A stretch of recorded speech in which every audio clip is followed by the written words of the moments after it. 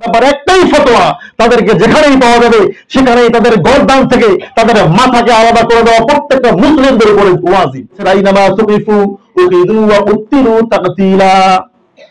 এই সমস্ত লোকদেরকে তোমরা যেখানেই পাও, তুকিফু উকিদু, তাদেরকে তোমরা পাকড়াও করো, তাদেরকে তোমরা ধরে ফেলো, ওয়া উত্তিরু তাকতিলা, তাদেরকে তোমরা কতল করে ফেলো। ইমরান বিন বশির নাম শুনছেন আপনারা? এই যে এদের গ্যাং আছে, ইমরান বিন বশির, মুফতি আব্দুল আল মাসুদ, এরা কিন্তু নাস্তিক। এরা কি নাস্তিক? মানে তারা কোনো ধর্ম মানে না। আমার কথা হচ্ছে তারা ধর্ম মানে না, কোনো ব্যাপার না, আমাদের কোনো সমস্যা নেই, সমস্যা আছে। কিন্তু যখন আমাদের ধর্মের কোনো ব্যক্তিকে নিয়ে এসে কটাক্ষ করবে, তখন আমাদের উপর ফরজ কি? তাদের গর্দান থেকে তাদের মাথাকে আলাদা করে দেওয়া আমাদের উপর ওয়াজিব হয়ে যায়। এই ইমরান বিন বশিররা, এই রাখাল রাহারা, এরা রাসূল সাল্লাল্লাহু আলাইহি সাল্লামকে নিয়ে ব্যঙ্গোত্তর কবিতা লিখতেছে, ব্যঙ্গ করে কথা বলতেছে। আপনারা জানেন রাসূল সাল্লাল্লাহু আলাইহি সাল্লাম যখন মক্কা বিজয় করলেন, মক্কা বিজয় করার পরে সর্বপ্রথম এসেতেই পাগড়িটা মাথার থেকে খুললেন না, পাগড়িটাও খুললেন না, লোহার তরবারিটাও ফালাই দিলেন না। এমন অবস্থায় সাহাবীদেরকে বললেন, ও আমার সাহাবীরা, তোমরা মক্কা নগরীর সমস্ত মানুষদেরকে আমার সামনে এনে উপস্থিত করো। সমস্ত মানুষ যখন রাসূল সাল্লাল্লাহু আলাইহি সাল্লামের সামনে উপস্থিত হয়ে গেল, তিনি বললেন, মক্কার লোকেরা, আজকে তোমরা আমার নিকট থেকে কেমন ব্যবহার আশা করছো? আমি তো মক্কা বিজয় করেছি, আমরা মক্কা বিজয় করেছি, তোমরা আমার নিকট থেকে কেমন ব্যবহার আশা করছো?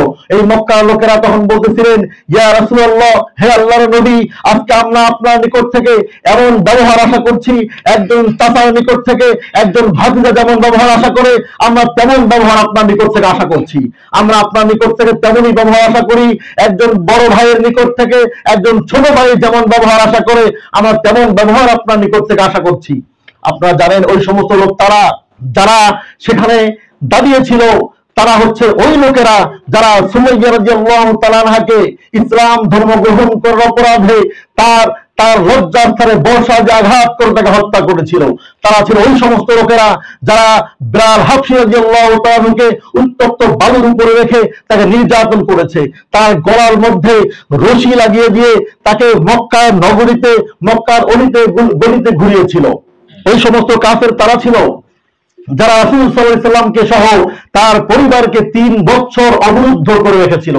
তারা ছিল ওই সমস্ত লোকেরা যারা রাসূল সাল্লাল্লাহু আলাইহি সাল্লাম সাজদায় পড়ে গেলে তার মাথার উপরে উটের নাড়ি ভুঁড়ি চাপিয়ে দিত।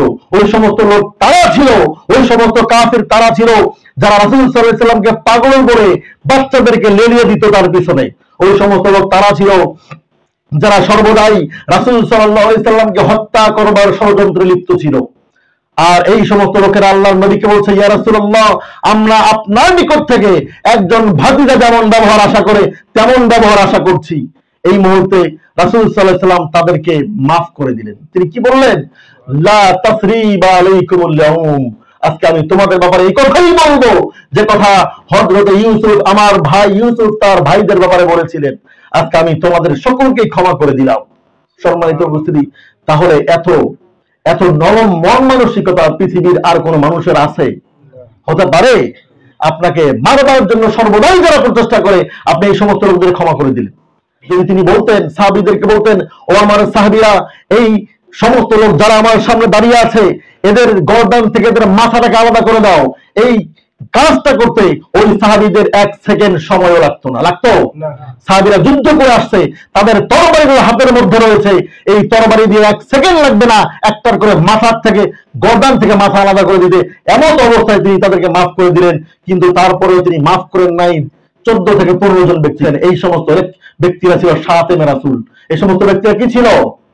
এই সমস্ত ব্যক্তিরা রাসূল সাল্লাল্লাহু আলাইহি সাল্লামকে নিয়ে কটাক্ষ করত, ব্যঙ্গ করে কথা বলতো। এই সমস্ত লোকদের মধ্যে একজন ছিল আব্দুল্লাহ ইবনে খাতাল। এই আব্দুল্লাহ ইবনে খাতাল কাবার গিলাস ধরে ঝুলে আছে। সাহাবাজ মাইনদেরকে রাসূল সাল্লাল্লাহু আলাইহি সাল্লাম, সাহাবাজ মাইন রাসূল সাল্লাল্লাহু আলাইহি সাল্লামকে এসে বললেন, ইয়া রাসূলুল্লাহ, ওই আব্দুল্লাহ ইবনে খাতাল, যে আব্দুল্লাহ ইবনে খাতাল আপনাকে লক্ষ্য করে আপনাকে ব্যঙ্গ করবার উদ্দেশ্যে 2 জন দাসীকে ক্রয় করেছিলেন, 2 জন দাসী ক্রয় করে সে আপনার নামে কটাক্ষ করত, আপনার নামে কবিতা আবৃত্তি করত, আপনার বিরুদ্ধে কবিতা আবৃত্তি করে এই 2 জন দাসীকে নাচাতো আর গান গাওয়াতো। এই ইবনে খাতাল ওই কাবার গিলাফ ধরে ঝুলে আছে। সমস্ত মানুষ জানে, সমস্ত কাফেররাও জানতো যে শুধু মক্কার, শুধু কাবার গিলাফ নয়, ওই হারামের যে সীমানা আছে, এই হারামের সীমানার মধ্যে যদি কোনো কাফেরও লুকিয়ে থাকে, কোন কাফেরও প্রবেশ করে, তাহলে তাকে সেখানে হত্যা করা যাবে না। সে তাকে নিরাপত্তা প্রদান করতে হবে, সে নিরাপত্তা পাবে। এই নিরাপত্তা পাবার আশায় ইবনে খাতাল যখন কাবার গিলাফ ধরে ঝুলে আছে, তখন আল্লাহর নবী তাকে বললেন, ওই ইবনে খাতালকে শুধু কাবার গিলাফ ধরে ঝুলে নয়, ও যেখানেই থাকুক না কেন সেখান থেকেই তাকে তোমরা হত্যা করে আসো। সাহাবা আজমাইনরা ওই কাবার গিলাফ ধরে যখন ঝুলে আছে সেখানেই তাকে হত্যা করে চলে আসলেন। সম্মানিত উপস্থিতি, আপনারা সকলেই জানেন রাসূল সাল্লাল্লাহু আলাইহি সাল্লাম এই আবু জাহেল, উতবা, সাইবা, আবু লাহাবরা রাসূল সাল্লাল্লাহু আলাইহি সাল্লামের বিরোধিতা অনেক করেছিলেন, কিন্তু তার চরিত্র নিয়ে কখনো কথা বলবার মতো দুঃসাহস করছিল? তারা কখনোই তার চরিত্র নিয়ে কথা বলবার দুঃসাহস করে নাই। আজকে এরা এত বড় সচেতন হয়ে গেছে, বাংলাদেশ থেকে তারা একটা মুসলিম কান্ট্রি থেকে তারা রাসূল সাল্লাল্লাহু আলাইহি সাল্লামকে নিয়ে কটাক্ষ করে, তাকে ব্যঙ্গ করে কথা বলছে। আর আজকে মুসলিম শাসকরা চেয়ে চেয়ে দেখছে, তারা কিছুই করতেছে না। এটি কি মুসলমানের পরিচয়? ইমান থাকবে, ইমান আছে তাদের আরো। সম্মানিত উপস্থিতি, তাদের ব্যাপারে ফতোয়া একটাই, ফতোয়া, তাদেরকে যেখানেই পাওয়া যাবে সেখানেই তাদের গর্দান থেকে তাদের মাথাকে আলাদা করে দেওয়া প্রত্যেকটা মুসলিমদের উপরে ওয়াজিব। আল্লাহ তাআলা বলে দিয়েছেন, আইনামা তুকিফু উকিদু ওয়া উত্তিরু তাকতিলা। এই সমস্ত লোকদেরকে তোমরা যেখানেই পাও, তুকিফু উকিদু, তাদেরকে তোমরা পাকড়াও করো, তাদেরকে তোমরা ধরে ফেলো, ওয়া উত্তিরু তাকতিলা, তাদেরকে তোমরা কতল করে ফেলো। এটা কার কথা? আল্লাহ তাআলার কথা। আল্লাহ তাআলা ফতোয়া দিয়েছেন, আর কোন মুফতির ফতোয়ার দরকার আছে?